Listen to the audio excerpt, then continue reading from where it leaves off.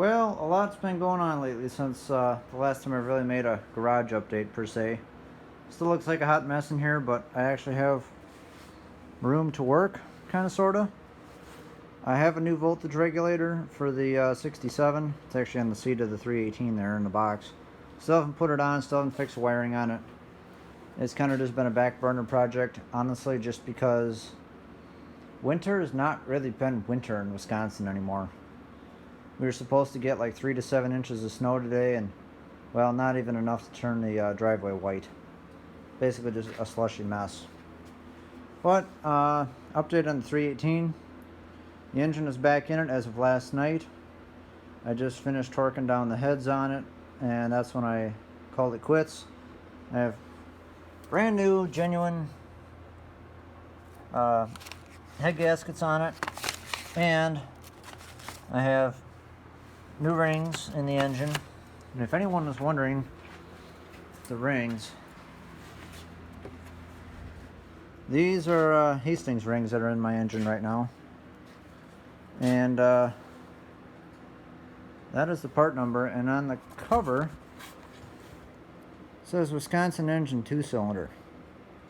They do fit great on the Onan pistons, but when I see Wisconsin engine 2-cylinder, I think of that, the inline 2-cylinder. So don't know if they're the same or not, but anyways, these are the rings if you have an early style B series Onan in a 318. This is an 80, like I said, an 83.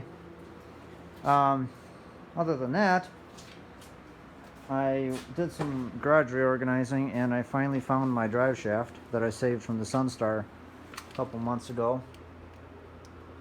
The reason why I wanted to find this drive shaft is because I knew that I had this yoke here from that Vanguard, and it fits on the Yanmar crank snub, and this is the same size yoke as that, so I can press the that end off, put this end on, shorten up the drive shaft, because this end, the splined end, now fits my new rear end. That's the junk 140 rear end. It mainly just needed a pump, but I have a locking differential center section out of a Sunstar, a later Sunstar, the one with power steering, and that's been up on the shelf in the back of the garage here. So I've been trying to find a rear end out of a John Deere 318 or a Sunstar, and we had a Sunstar at work.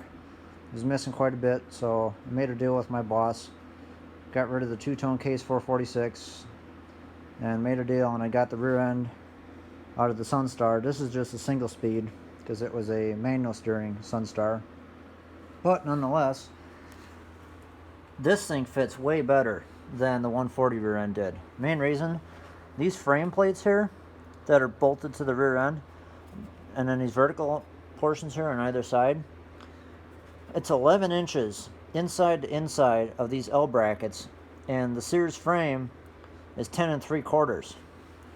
So it's just basically 1/8 inch worth of washers on either side, and this will drop right down into place. It's sitting higher than it normally would be, because I mean I could darn near shove my whole hand underneath there, but that's because I have to cut this ugly welded on brace off.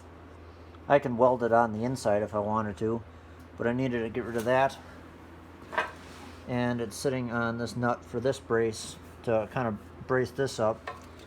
But I grabbed the seat panels that were on the Sunstar frame, since that tractor went in a scrap dumpster.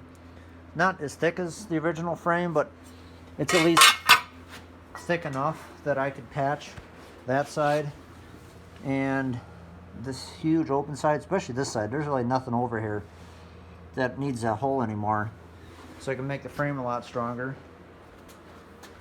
And the let me grab the light. The shaft, the input shaft to the pump does sit down lower now.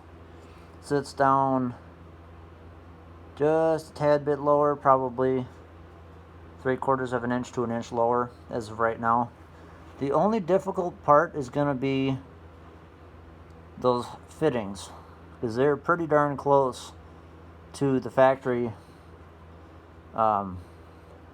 shift lever on the Trac, and I am going to use that shift lever. So I'm going to have to get creative and see if I can get those nipples out and get some close-fitting 90s to go to either side, because that's all I really need, and then I'd be golden. I probably could slide the rear end back a half inch or so, but right now where I have it sitting is about where I think it needs to be. And now that I've got that shaft sticking out there, that spline shaft for a PTO, kind of tossed around the idea in my head, we'll see about it if I actually do it or not, but cutting a hole in the plate and then having like a bolt-on access plate, so then that way I could run a rear PTO if I wanted to. I think that'd be something kind of cool that, as of right now, December 2020, I don't think any other Sears Suburban is running a rear PTO right now, like off the transmission. I know a couple other people like Hugh. He has a John Deere 330 diesel engine in his GT18 hydrodrive. And I can't remember Brandon's channel. He's got a 2-cylinder, I believe, Kubota in a 69 Suburban 12.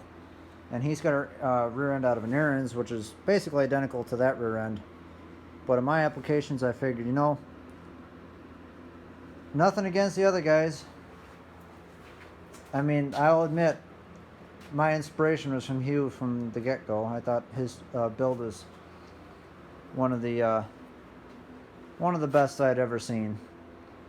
And yeah, I'm going to try and fit it in a smaller package. I'm going to try to get that engine to fit basically behind the grill support brace and still have enough room to get everything done and still fit a radiator and whatnot. But with that being said, I figured, I'm going to do a 2-speed rear end with locking diff. Basically make this thing absolutely unstoppable. There's no reason that this tractor would ever have a problem with traction or power with that engine and with a 2-speed locking diff rear end. So I guess with that being said, I'm getting ready to start cutting some plates and welding them in, and then I can start figuring out how high or low the engine's going to have to sit in relation to the drive shaft and whatnot. So I will get back to work and let me know what you guys think. So until the next one, I'll see ya.